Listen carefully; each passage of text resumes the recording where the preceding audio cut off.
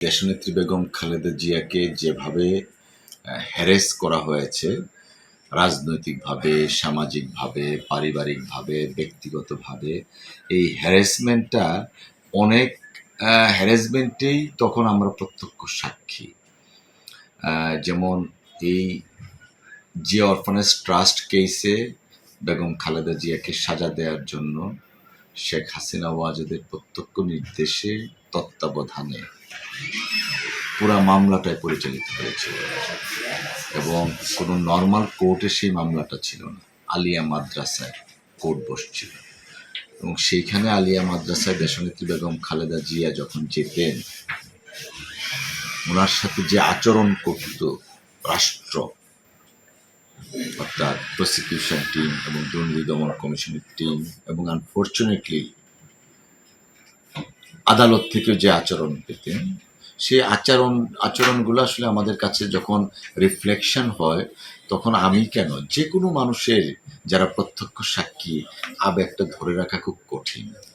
কারণ দেখুন, দেশনেত্রী বেগম খালেদা জিয়া এই বাংলাদেশের একজন মানে স্বাধীনতা উত্তর বাংলাদেশের যে কয়েকজন আপনার জনপ্রিয় রাজনৈতিক ব্যক্তিত্ব আছেন, তার মধ্যে তিনি একজন।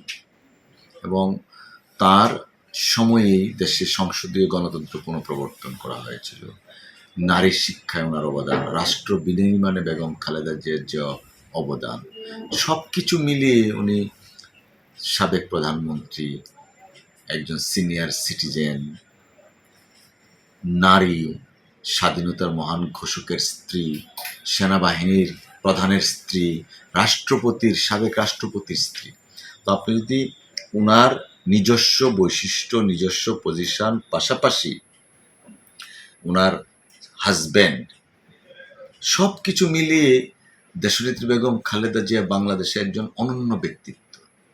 সেই অনন্য ব্যক্তিত্বের সাথে কোর্ট অঙ্গনে, আদালতের ভিতরে যে আচরণগুলো করা হয়েছিল, এটা শুধু অমানবিকই না, আমি আদালতে বলেছি এটা মিডিয়েবল কেউ ওই এরাকেও হার মানিয়েছে। অর্থাৎ মধ্যযুগীয় যে ব্যবস্থা ছিল তার চেয়ে ভয়ঙ্কর ছিল। ওনাকে বসতে পর্যন্ত আদালতে দেওয়া হতো না। অনেক সময় আমরা গাড়িতে করে বসার জন্য কিছু নিয়ে যেতাম।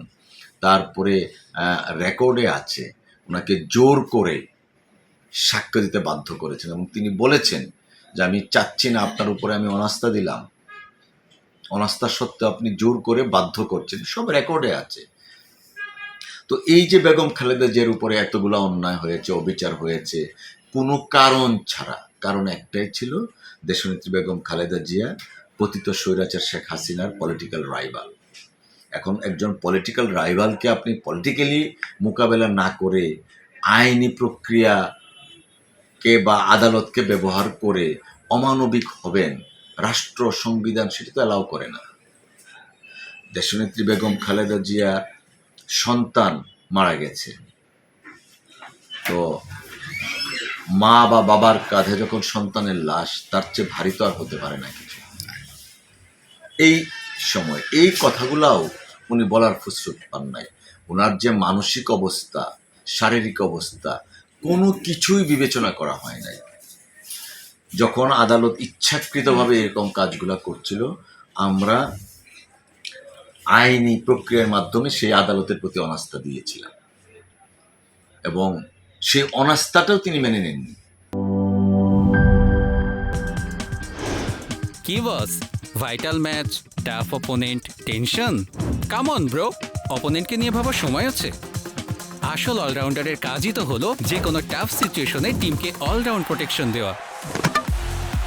জাস্ট লাইক মাই টাইলক্স, যার অ্যান্টিব্যাকটেরিয়াল এজেন্ট টয়লেটের কোনায় কোনায় পৌঁছে 99% জীবাণু ধ্বংস করে, টয়লেটের কঠিন দাগ ও দুর্গন্ধ দূর করে টয়লেটকে রাখে ক্লিন আর সুবাসিত। টাইলক্স টয়লেট ক্লিনার, ক্লিন মানেই টাইলক্স।